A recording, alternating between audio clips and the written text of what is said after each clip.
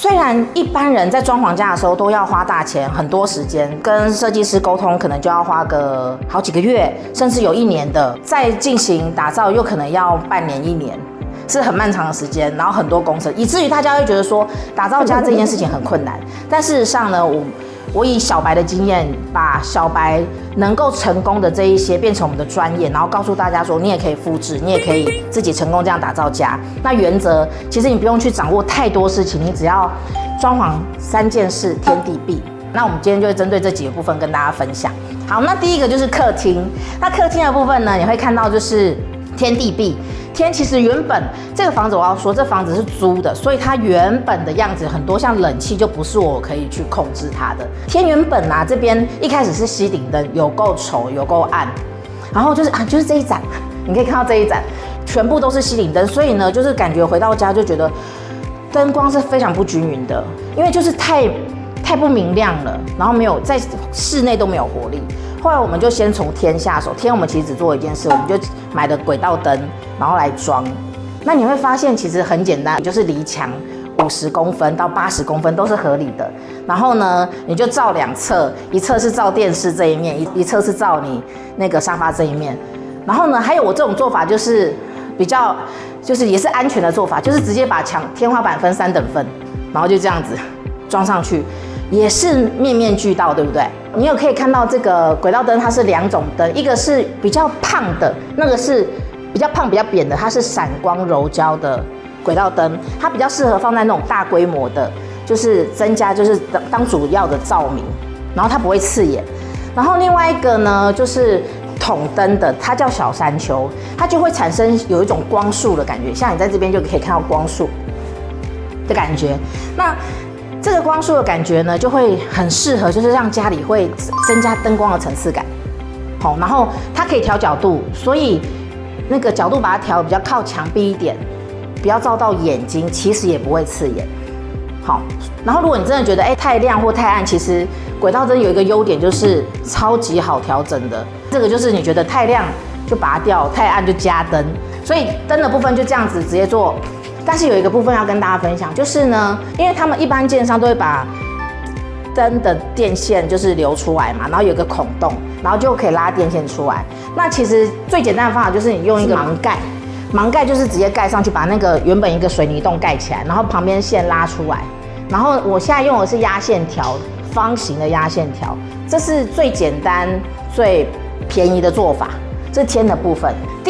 地板呢，就是我们待会在楼上会看到有关地板的部分。那其实一般像这种建商的地板其实都还好，都可以沿用，除非有特殊的状况，或者是你特别喜欢木质的地板，可以看楼上。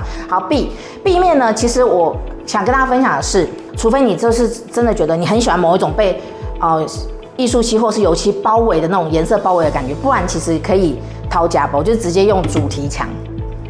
你可以主题墙用在，例如以客厅为例，你可以用在，以我们走一进来，是不是就是这个沙发墙是主题？然后呢，其实大家的重点就会在这种呢叫做稻草漆。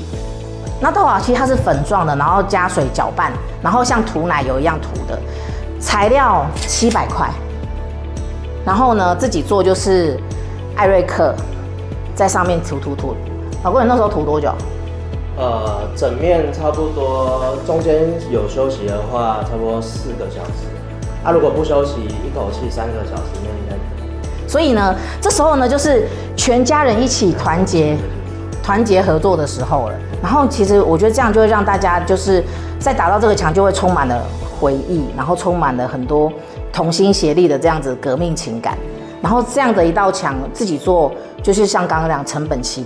而且我跟你讲，因为它是艺术涂料，有没有说了艺术就是不要模仿别人，所以我要怎么涂，变成什么样，我来定义，不用被定义。所以呢，我们小白就不会压力那么大，就觉得说哇，好像很标准，不用，你这样做出来也是独一无二。另外一个很重要就是这个窗帘，像这一窗，这种是透光不透人的棉麻纱，然后它叫做棉麻先生，这样子一窗啊，这也算大窗，对不对？我印象中它好像才800块台币，然后它的效果非常好，就是它不管什么风格都可以百搭。你想要奶油风啊，你想要绅士风，就是都可以。然后，而且其实我用风格跟你们分享，其实只是想要有一个让你们有个画面。但是其实我们的比较多跟大家分享的是去风格化，就是买你喜欢的东西，用你喜欢的东西，然后不要硬把自己框在某一个工业风或奶油风里面，不需要，因为你的喜好是很多元的，对吧？而且真正的北欧居家，或者是很多设计师他们的居家，真的都是很多元的东西去组合，他们没有在自己定什么风格，定什么风只是方便推广、方便沟通而已。这种在淘宝定做呢，这叫含折，就是它会用到2倍的布量，这样子才能够有那个就是有皱褶感，然后用含折、韩式挂钩。大家可以都把这个概念记住，韩式挂钩就是那种塑胶钩，它以后要去把它脱下来洗的时候不会痛。然后另外它可以微调高度，因为它有一点微调高度的一个那个卡扣，所以像我们小白有时候不小心少量1公分，它就变成那种露脚踝的裤子，你觉得不好看，你其实就把它往下调一点点就可以。好，那这是天地壁的部分。好，那你有没有发现这个空间里头没有柜子呢？大家坐起来感觉如何？舒服，然后还有什么？有回到非洲的感觉，宽阔，这就是什么？空间分工，把客厅用来休闲，然后不要用来收纳。这样有喜欢的人请举手，有喜欢的人请举手，这样可以吗？可以，好，谢谢。还是我应该说不记名，不然都不好意思，因为我在看着你们。那这边呢，就是厨房。厨房，我想跟大家分享的一个概念就是，你有没有发现？其实我这个东西也没有特别整理过，因为我们做的这个中岛，这样子这么大的中岛，然后有6个大抽屉可以收纳，然后呢这边还可以坐人，可以舒服的坐人进去，这样子可以坐1、2、3、4到5个人啦。好，你们猜这样的一座中岛，而且有6个大抽屉，大概要花多少钱？你很烦呢，同学，谁说不是的？我们现在还没有破梗呢。反正就有人说他去请设计师帮他随便估一下呢，就要5万8万。然后你刚刚有说3万，对不对？我们这个就做起来2万。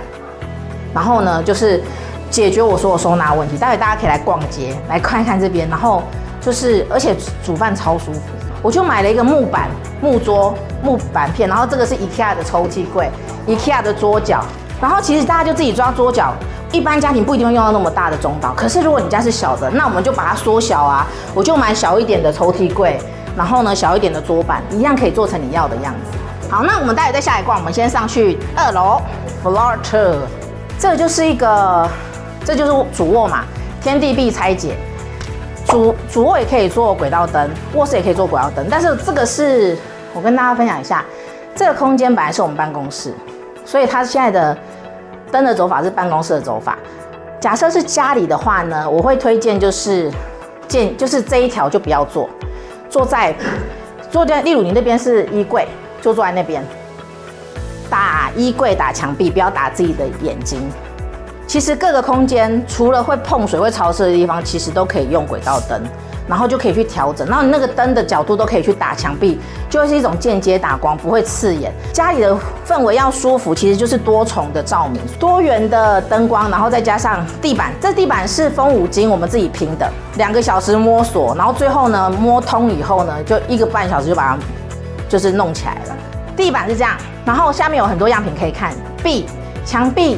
2个部分就是像刚刚同学说的，就是其实基本上不用整间都用，就一个重点就好。像我这是涂在沙发墙嘛，然后你其实也可以涂在床头。然后像这种鸡皮漆，我们很推荐大家就是它很有美感，又很简单，就是很有艺术感。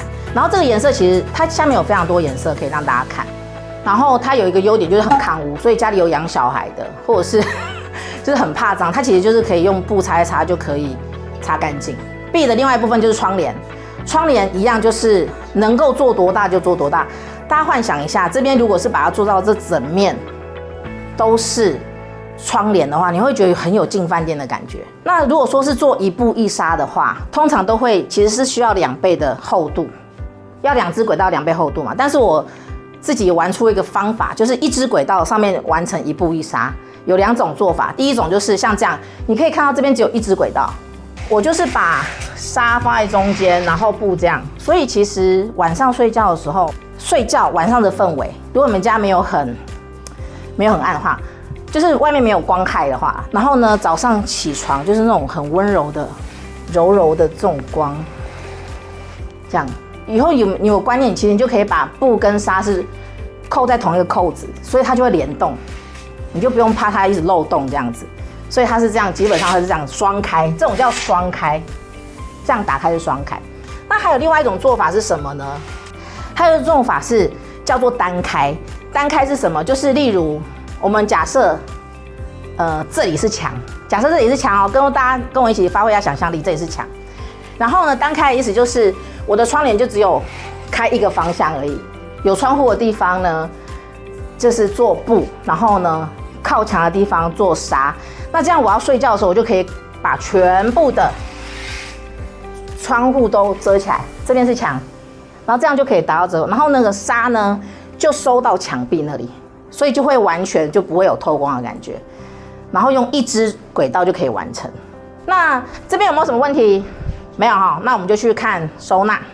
我跟大家展示的是收纳的方式，我都用同一种收纳的工具，这个叫做 IKEA 的 Box Cell 的上墙式开放层柜，然后它其实是很灵活的。我这边是把它做成衣柜，然后你可以看到我呈现两种，一种是高的，一种是低的。然后其实下面还可以放行李箱等等。那其实你也可以把它移上去，或再移更上去，然后让上面是放比较长的，例如衬衫、短上衣，下面放裤子。如果你担心有灰尘，或是你觉得你想要比较遮一下有隐私或者是什么的，我这边做的是布帘。然后就这样子把它遮起来，然后空间就可以很灵活去运用它。这样子的一座啊，一个是832324这样的一个衣柜，大概就是几千块台币而已。然后这边这个是木百叶，待会大家可以来看，就是这种百叶窗呢，我也很推荐给大家。就是在台湾做也是贵贵的，那我们在那个淘宝做，这个一窗才1000多块，仿木百叶，然后就是单线可以去操作。好，那我们就接下来看楼上。大家幻想一下，大家是不是常常有一间孝亲房、书房、多元客房？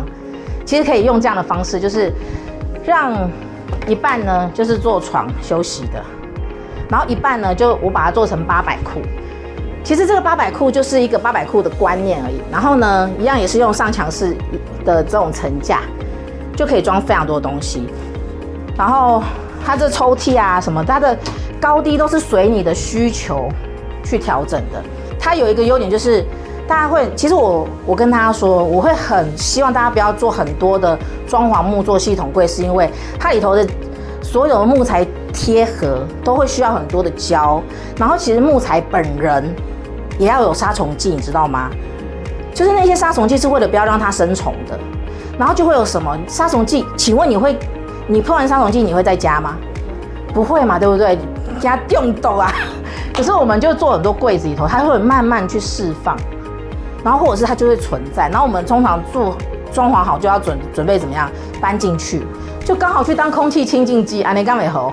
所以我觉得其实像这样的方式零甲醛就可以去做到，而且它又在灵活度上面去做到，你以后可以后悔。例如我就是以后就是要这样做，然后以后我喜欢买的东西高低大小不一样，我是不是可以去调整，对吗？然后甚至以后我后悔了，这边我突然生了老二出来，我这边要变儿童房，我这个全部拆掉，然后呢墙壁给它补土补一补，油漆漆一漆，又是一道好墙，然后这个再移去别的空间用就好了。